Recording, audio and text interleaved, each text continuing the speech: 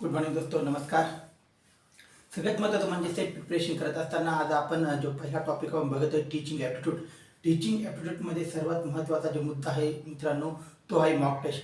जर आपण जे काही प्रिपरेशन आतापर्यंत केलेलं आहे ते प्रिपरेशन आपण कितपत प्रभावी केलेलं आहे किंवा कितपत मार्क मिळू शकता, कारण की हा टॉपिक जो आहे तो 10 मार्कांसाठी आलेला आहे. सेट एक्झामसाठी, नेट एक्झामसाठी सुद्धा हा 10 मार्काचा आहे आणि सेट एक्झामसाठी सुद्धा 10 मार्काचा आहे. तर यामध्ये तुम्हाला कितपत मार्क मिळू शकता यासाठी एक मॉक टेस्ट मी तयार केलेली आहे. त्या मॉक टेस्ट आपण बघूया आज. सगळ्यात महत्त्वाचं म्हणजे यामध्ये 500 क्वेश्चन्स अवेलेबल आहेत. आपण कमीत कमी क्वेश्चन यामध्ये कशा प्रकारे साध्य करू शकतो किंवा जे इम्पॉर्टंट क्वेश्चन आहे आपण ते कशा प्रकारे घेऊ शकतो ते याच्यातून मी घेणार आहे. तर सगळ्यांनी आपल्या प्रश्नाकडे बघा. सगळ्यात महत्त्वाचं म्हणजे जर उत्तर येत असेल तर कमेंट बॉक्समध्ये जरूर टाका. जर कमेंट बॉक्समध्ये जर तुम्हाला क्वेश्चन काही डाऊट असेल तर तुम्ही नंतर याला रिव्ह्यू करू शकता, कारण ही रेकॉर्डेड क्लास राहील.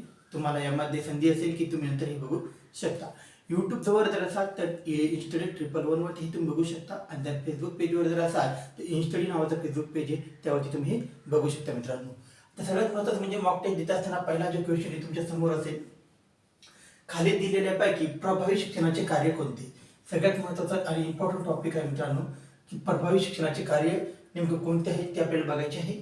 शिक्षकाचे तापमान, चार तुम्हाला ऑप्शन दिलेले आहे मित्रांनो. 4 ऑप्शन बघा. सगळ्यात पहिला जो ऑप्शन याच्यामध्ये शिक्षकाचे तापमान. जर तुम्ही कोणताही प्रिपरेशन करत असताना शिक्षकाचे तापमान कितपत महत्त्वाचे आहे हे महत्त्वाचं आहे का शिक्षणाच्या कार्यामध्ये, प्रभावी शिक्षणाच्या कार्यामध्ये, तर नाही मित्रांनो. तर हे क्वेश्चन तुमचं रॉंग असेल. शिक्षकांचे विद्यार्थ्यांना शिकवणे व समजून सांगणे प्रभावी शिक्षणाचे कार्य, तर हे बी यामध्ये होणार नाही, कारण की जर तुम्ही सांगत असाल आणि त्यातून जर काही साध्य होत नसेल तर ते बी काही उपयोगाचं नाही आहे मित्रांनो. त्यानंतर व्यावसायिक शिक्षणाची श्रेष्ठता. आज तुम्ही बघत आहात की सगळ्यात जास्त आपण बघत आहोत की बेरोजगाराची स्थिती जी आहे ती खूप महत्त्वाची आहे, कारण की यावरती आपली इकॉनॉमी आणि व्यावसायिक कुटुंब व्यवस्था किंवा कुटुंब विश्वोत्तम आपण ज्याला म्हणतो, तर ही सगळ्यात महत्त्वाचं आहे. जर तुम्हाला जर व्यवसाय नसेल, कारण की जे शिक्षण जर व्यवसाय विमुख नसेल किंवा ज्या शिक्षणातून कोणत्याही प्रकारचा लाभ जर तुम्हाला होत नसेल तर ते शिक्षण घेण्यासाठी व्यक्ती असमर्थ आहे, म्हणजे व्यक्ती ते शिक्षण घेण्यास नकारतो.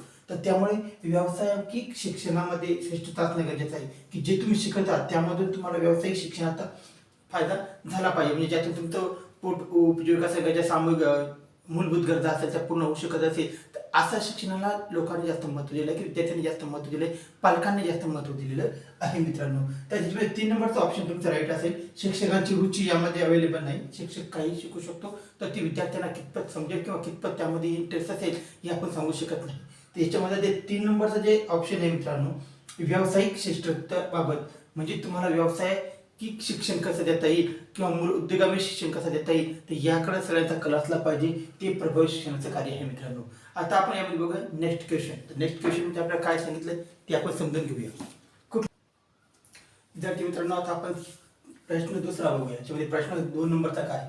ही टेस्ट सिरीज 500 मार्काची टेस्ट सिरीज आहे, आणि पहिला जो क्वेश्चन आहे म्हणजे पहिला जो टॉपिक आहे आपला शिक्षक अभिक्षमता म्हणजे टीचिंग ॲप्टिट्यूड, ही आपण बघत आहोत. यामध्ये आपण सविस्तर अशी तयारी करून घेणार आहे, आणि दररोज यामध्ये आपण 10 ते 15 क्वेश्चन घेऊ, जेणेकरून तुम्हाला पेपर 2 कडे पण लक्ष देता येईल, कारण की पेपर 1 बी खूप महत्त्वाचा आहे आणि पेपर 2 पण तितकाच महत्त्वाचा आहे. दोन्ही पेपर पास आउट करणं गरजेचं आहे आपल्याला. तर सेट आणि नेट दोन्ही देत असाल तर, नेट देत असाल तर लँग्वेजचा इश्यू राहील, कारण की तिथे हिंदी आणि इंग्लिश असेल. जर तुम्ही स्टेट पेपर देत आहात तर मराठी आणि इंग्लिश असेल, तर तुम्हाला तुमच्या प्रिपेअर लँग्वेजमध्ये करणं जास्त गरजेचं आहे मित्रांनो. आता आपण पेपर 2 मध्ये किंवा पेपर 1 मध्ये बघत आहोत. पेपर 1 मध्ये टीचिंग ॲप्टिट्यूड, आणि याच्यामध्ये आपण मॉक टेस्ट बघत आहोत. मॉक टेस्टमध्ये जवळपास 500 क्वेश्चन आहे यामध्ये. यावेळी आपण इम्पॉर्टंट क्वेश्चन करण्याचा प्रयत्न करूया, आणि सगळ्यात महत्त्वाचं म्हणजे दररोज डेली 15 क्वेश्चन कमीत कमी करूया यामध्ये, जेणेकरून आपला सिलेबस कव्हर बी होत चालेल आणि पेपर 2 कडे तुम्हाला लक्ष देता येईल मित्रांनो. आता आपण प्रश्न दुसरा बघूया यामध्ये. आता पहिला प्रश्न बघितला त्यामध्ये काय सांगितले की शिक्षणामध्ये व्यावसायिकता असावी, म्हणजे व्यवसाय भिमुख शिक्षण असावं, जेणेकरून तुम्हाला नॉलेज बरोबर शिक्षणाचा फायदा हा व्यवसायात व्हायला हवा, तुमच्या मूलभूत गरजा कंप्लीट करण्यासाठी व्हावा, तुमचे स्वप्न पूर्ण करण्यासाठी असायला हवं. जेणेकरून तर तुमच्याकडे शिक्षण खूप आहे, तुम्ही शिकला खूप, आणि तुमच्याकडे जर कुठल्या प्रकारचा जॉब नाही किंवा व्यवसाय नाही, तुमची किंमत समाजामध्ये 0% मानल्या जाते. तुमच्या नॉलेजला कोणी विचारतं का नाही.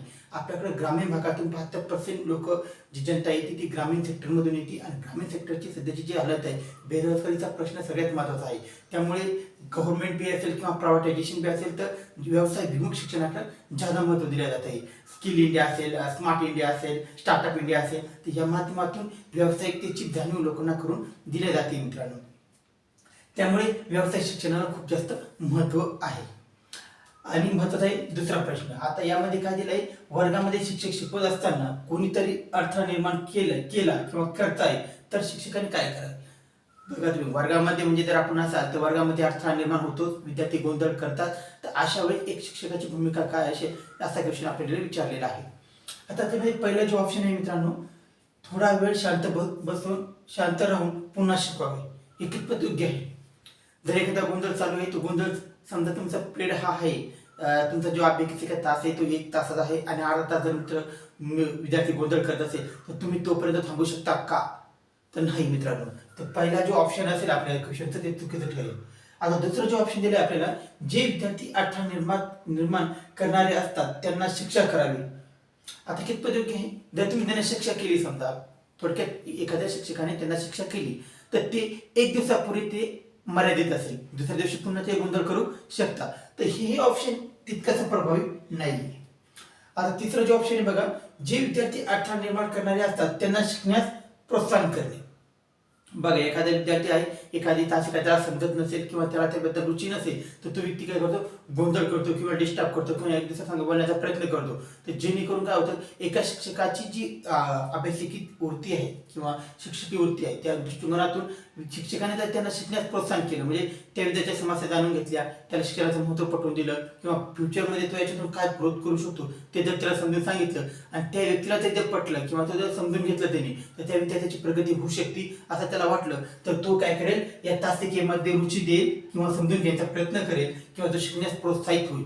तर विद्यार्थी मित्रांनो, हे ऑप्शन मला बरोबर वाटतंय, कारण की या माध्यमातून विद्यार्थी शिकण्यास प्रवृत्त होऊ शकतो. आता चौथं जे ऑप्शन आहे, अडथळा निर्माण करणाऱ्या विद्यार्थ्या घटनाकडे दुर्लक्ष करा. दुर्लक्ष जर केलं तर तुम्ही शिकू शकत नाही मित्रांनो, किंवा इतर विद्यार्थी यातून ज्ञानवंत होऊ शकत नाही किंवा त्यांना तितकासा प्रभावी शिकण्यास तुम्हाला मदत होणार नाही, कारण की वारंवार डिस्टर्बमेंट होईल. त्यामुळे तुम्हाला शिकण्यास प्रोत्साहन होणार नाही, विद्यार्थ्याचं दुर्लक्ष होईल, जेणेकरून तुम्ही जे शिक्षण करता, जे कम्युनिकेशन करता, जे अध्यापन करता ते तितकंसं प्रभावी होणार नाही मित्रांनो. तर याच्यामध्ये जो आहे आपलं 3 नंबरचा जो ऑप्शन आहे, म्हणजे जे विद्यार्थी अडथळा निर्माण करणारे असतात तर त्यांना शिकण्यास प्रोत्साहन करणे, हे ऑप्शन बरोबर ठरेल मित्रांनो. आता आपण यामध्ये बघूया तिसरा प्रश्न. मित्रांनो, आता आपण बघत आहोत तिसऱ्या नंबरचा जो प्रश्न आहे आपण तो बघत आहोत. यामध्ये mock test number question number 3 बघत आहोत. आता यामध्ये आपल्याला काय दिले आहे ते बघूया आपण सविस्तर. खालीलपैकी कोणत्या मूल्यांकन पद्धतीमध्ये कोणती अत्यंत महत्त्वाची पद्धती आहे. आता मूल्यांकन पद्धती जी आहे आपल्याला हे आपल्याला बघायचं आहे. सर्वात महत्त्वाची मूल्यांकन पद्धती कोणती आहे तर ती आपल्याला हे सांगितलं यामध्ये. तर महत्त्वाचं म्हणजे आपण जे 4 पद्धती दिले आहेत, तारण मूल्यांकन, निर्माणात्मक मूल्यांकन, निदानात्मक मूल्यांकन आणि अंतिम मूल्यांकन. तर यामध्ये सगळ्यात महत्त्वाची मूल्यांकन पद्धती कोणती आहे. मूल्यांकन म्हणजे एखादं काम केल्यानंतर त्याचा आपण काय करतो, त्याचं काय करतो, मूल्यमापन करतो आपण, किंवा म्हणजे कितपत साध्य झालं आहे किंवा यामध्ये काय दुरुस्ती करायला हवी होती का, या संदर्भात अजून काही ऍड करायला हवं होतं का, काही आपल्यामध्ये चूक झाली आहे का, किंवा आपल्याला हे कितपत योग्य झालेलं आहे किंवा हे सातत्यपूर्ण कंप्लीट झालेलं आहे का, तर हे लाभदायक आहे का. तर अशा प्रकारचे काय करतो आपण मूल्यांकन करतो, म्हणजे काय करतो आपण त्याची औपचारिकता बघतो. तर यामध्ये आपल्याला कोणती पद्धती योग्य ठरेल ते आपल्याला बघायचं आहे. खालीलपैकी कोणत्या मूल्यांकन पद्धतीमध्ये कोणती अत्यंत महत्त्वाची मूल्यांकन पद्धती आहे ते आपल्याला बघायचं आहे. स्थानन मूल्यांकन म्हणजे लगेच मूल्यांकन आपण नाही करू शकत मित्रांनो, तर ही पद्धती पण चुकीची ठरेल. त्यानंतर निर्माणात्मक मूल्यांकन पद्धती. आता जेव्हा आपण यामध्ये बघतो की सुरुवातीपासून म्हणजे सुरुवात मध्यम आणि लास्ट म्हणजे शेवट, अशा तिन्ही टप्प्यामध्ये जे मूल्यांकन केलं जातं तर त्याला काय म्हणतात, निर्माणात्मक पद्धती असे म्हणतात. आणि ही पद्धती ही योग्य आणि सर्वात महत्त्वाची मूल्यांकन पद्धती आहे मित्रांनो. आता यामध्ये निदानात्मक दिले आहे तर ही पण पद्धती होणार नाही आणि अंतिम मूल्यांकन दिले आहे तर हे बी होणार नाही. तर यामध्ये सर्व टप्प्यांमध्ये म्हणजे सुरुवातीपासून शेवटपर्यंत प्रत्येक टप्प्याचा जेव्हा अभ्यास केला जातो तर त्या पद्धतीला काय म्हणतात, निर्माणात्मक मूल्यांकन असं म्हणतात. आणि ही जी आहे मूल्यांकनाची सर्वात महत्त्वाची पद्धत आहे मित्रांनो. तर सेट एक्झाम देत असताना ह्या प्रश्नांकडे दुर्लक्ष करून चालणार नाही मित्रांनो, कारण की हा जो टॉपिक आहे 10 मार्कासाठी विचारला जाणार आहे आणि 10 मार्कासाठी खूप महत्त्वाचा आहे.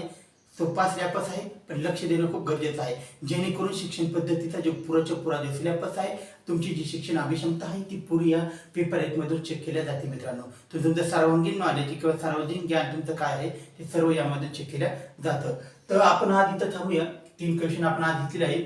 नेक्स्ट क्वेश्चन आपण नेक्स्ट पिरियड मध्ये चालू करूया मित्रांनो. धन्यवाद.